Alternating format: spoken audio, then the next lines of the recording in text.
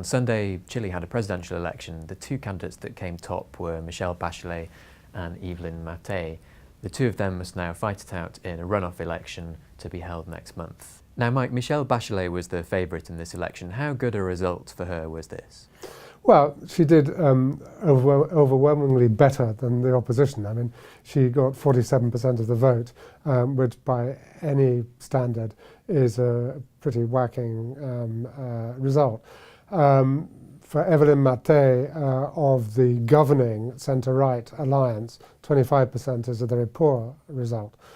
On the other hand, there had been a lot of comment and some polls suggested that Bachelet would win outright on Sunday.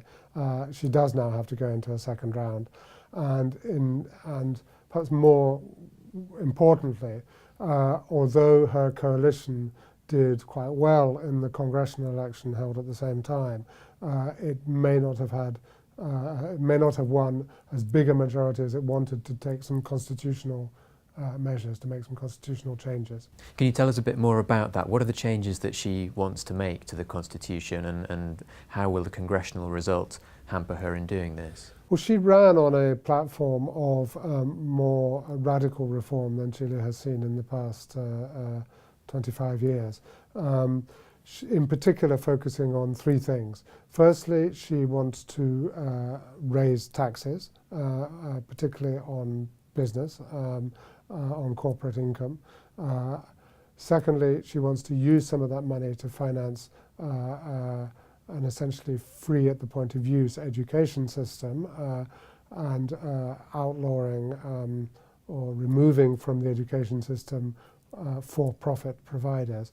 And then the third thing she wanted to do was to write a new constitution, because the existing constitution, although it is much changed, its origins are in the document written by General Pinochet's dictatorship, and she wanted to change that. As you say, it's a more left-wing programme than the kind of policies that she implemented during her previous term as president. What's caused this shift to the left that she seems to have gone through? Well, Chile is it's a very interesting country right now, in the sense that it's done extremely well over the last 25 years since the end of the dictatorship. The economy has grown steadily. It's got the highest standard of living in Latin America. It's within striking distance of becoming a developed country over the next, let's say, 10 years. But Chileans have become more and more upset about the very wide degree of socioeconomic inequality. And as they become less poor, they're demanding better public services from the government.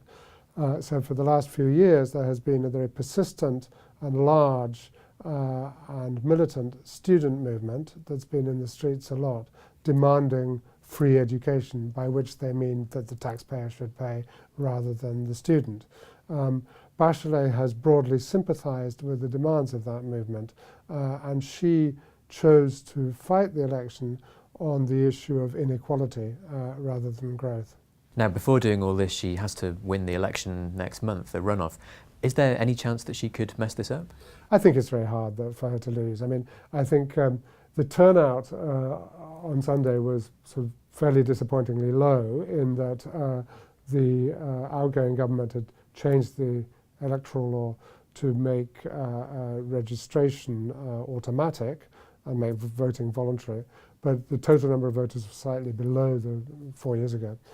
The most likely thing is that the 25% or so of votes that went to a series of independents, those voters, most of them will probably stay at home. It's, I think, very hard for Bachelet to lose, not least because Evelyn Matei, although she was perfectly capable minister, she was the third choice of the governing alliance as candidate, and to many Chileans she is associated with the Pinochet regime, and I think it's very hard for her to win. Mike, thank you very much. Thank you.